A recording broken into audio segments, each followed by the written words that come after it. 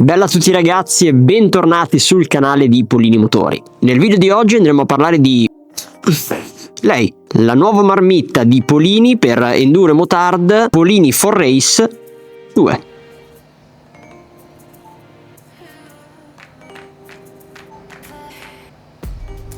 La marmitta in questione è stata totalmente riprogettata proprio da Polini, ovviamente con l'obiettivo di garantire performance, affidabilità e design. È compatibile sia con i motori 50cc, quindi originali, sia per i motori elaborati, ma soprattutto compatibile con motore AM6 oppure motore Derby, quindi ricopre una vasta quantità di modelli di moto. E qui parliamo proprio anche della sua adattabilità, perché il corpo della marmitta è stato studiato apposta per far sì che riesca ad adattarsi perfettamente alla maggior parte dei telai presenti sul commercio. Infatti questa marmitta monta su Fantic, Rieku, Derby, Sherco, Ebeta E3, E4 ed E5, quindi un sacco di modelli compatibili. Un'altra figata è che voi la usiate in strada o che la usiate in sterrato o in questo caso off-road, va bene comunque, quindi molto versatile, proprio come marmitta. Ma la vera chicca è proprio qui. Parliamo infatti del nuovo silenziatore completamente in alluminio anodizzato nero e fondello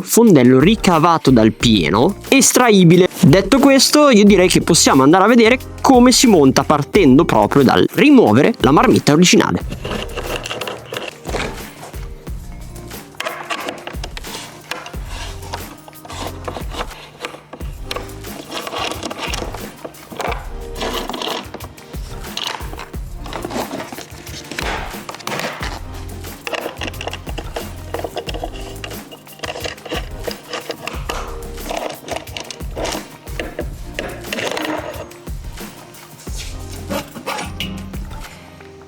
Una volta rimosso lo scarico originale e tutti i suoi componenti, quindi anche ovviamente le molle che tengono il collettore di scarico al cilindro e anche la valvola d'aria secondaria, intendo questa qua, siamo ufficialmente pronti a montare il nostro nuovo scarico. Però prima vi faccio vedere che cosa troviamo all'interno della scatola.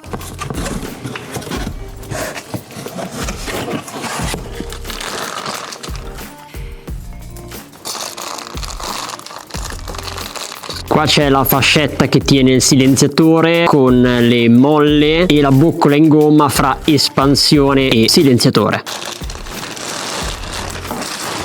La nostra espansione nuova di pacca ed infine ovviamente il nostro silenziatore, ovviamente con scritte laserate.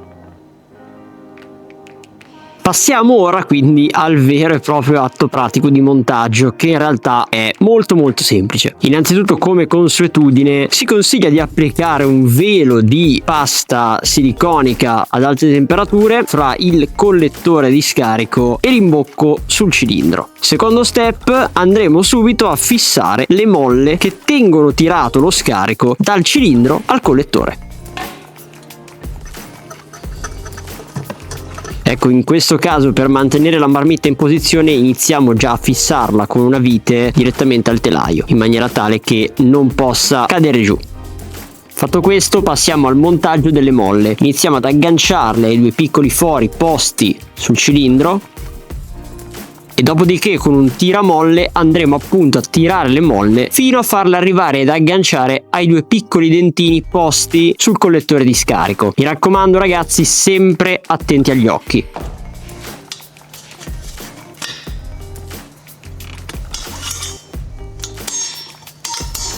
Adesso possiamo finalmente passare al nostro super silenziatore, al quale abbiamo già applicato l'adattatore in gomma, quindi prepariamoci il necessario e andiamo a montarlo.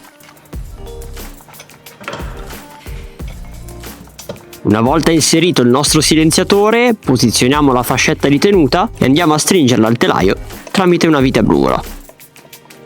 Perfetto ragazzi, abbiamo finalmente montato la nostra marmitta. Ora non ci resta che rimontare le plastiche e la sella e dopodiché andiamo a darci un po' di gas.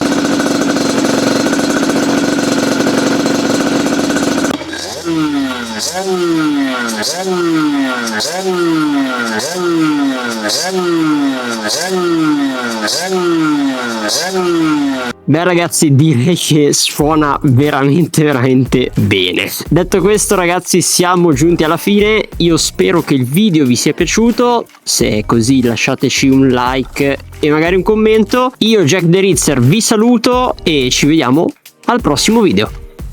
Ciao!